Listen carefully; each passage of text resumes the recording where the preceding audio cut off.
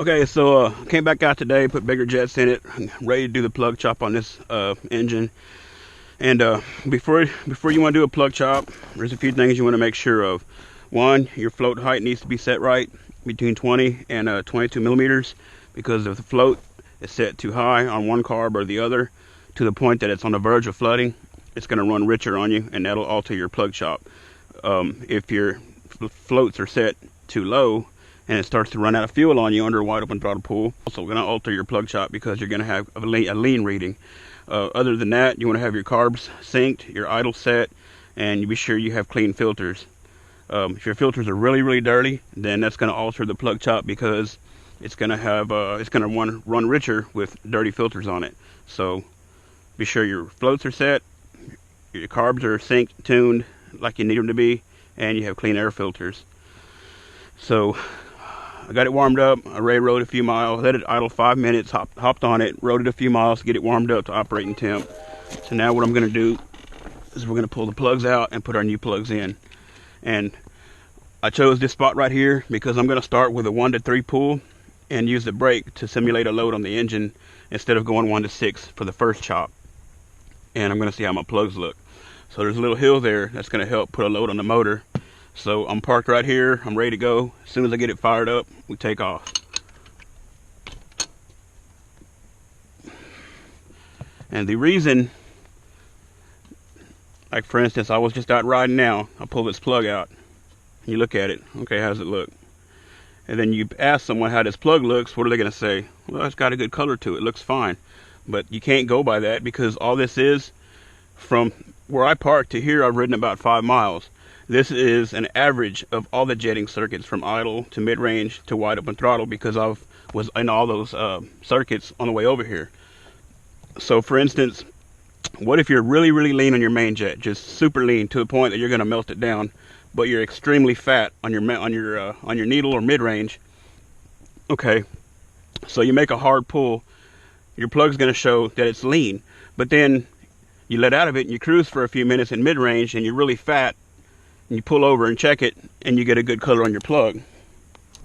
You're going to have a good color because you're fat in the mid-range, but you didn't know that you were lean in the wide open throttle. So that's why you do a plug chop under wide open throttle only, so you can tell what's happening in the cylinder at wide open throttle. Otherwise, you have no idea. All you have is an average. What you see here is just an average of all the jetting ranges. So we'll pull the other plug. We'll go ahead and put this plug in new. I already checked the gap on it. I set my plugs at 28. So nice clean plug. We're gonna screw it in.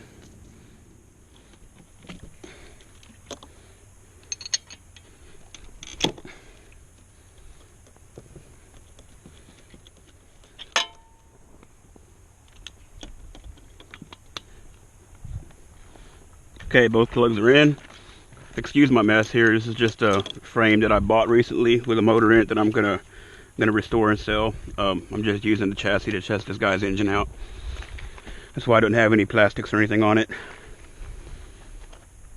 Alright, so new plugs are in, and as soon as we get it cranked up, we're going to start our pull.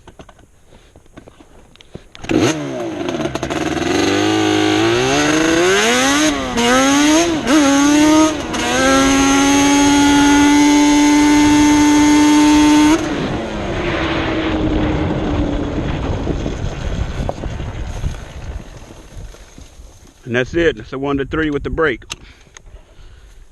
So now we just take our plugs out and put the old ones back in, ride back, chop them and see what they look like. We'll continue from there.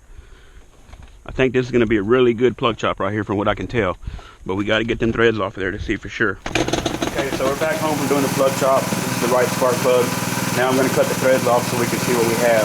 There's a number of ways you can take the threads off. The easiest way is to clamp the plug in a vise and use a 5/8 hole saw, and it'll cut the porcelain right out of the plug. It works really good, easy, and it makes it look nice and neat. You can just use a hacksaw to hack the threads off. What I always do is just use a die grinder. So we're going to do that.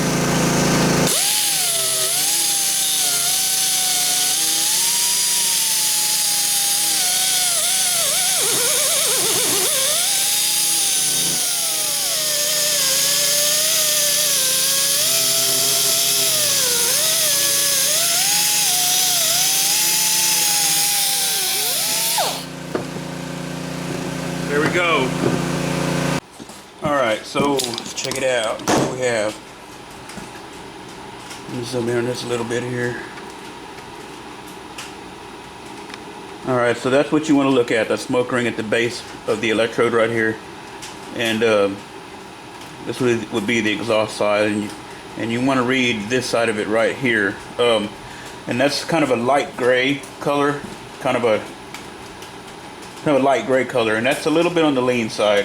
I'm going to go ahead and go up one more jet size and try that. So I'm going to be trying 350s now. And I would have put a 350 in it to begin with today. But I thought I had some, but I don't. And let me see if I have a set of spark plugs that I've chopped before with a good color on them. Okay, so here's a few plugs that I've done. From closest to furthest away, this is the one we did today.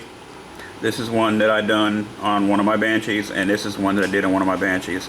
This plug is too rich. You can tell by the dark color far down the electrode, and when they get richer than that, they end up coloring the whole electrode a really black color. This one here actually looks good on camera. You really can't tell the color, but it's got a good cardboard color to it, or a coffee color to it. This is the one we did today, and it's kind of a gray color. And what I'll do is zoom in real close on them, and you may be able to tell a little bit better. So this is the one we did today, and see, it's real faint. It's kind of a gray color. And then this is the other one that I've done, and it's got more of a coffee color to it, and that's kind of what you want. I wish you could actually see what it looks like. This one here is, you know, too rich. So the color of the plug on the screen right now is what you're shooting for. That's a really good color. That's a perfect color. You get that color and you're good to go. So I hope this helps y'all out with the plug chop method and how to do it. God bless and have a good day, y'all.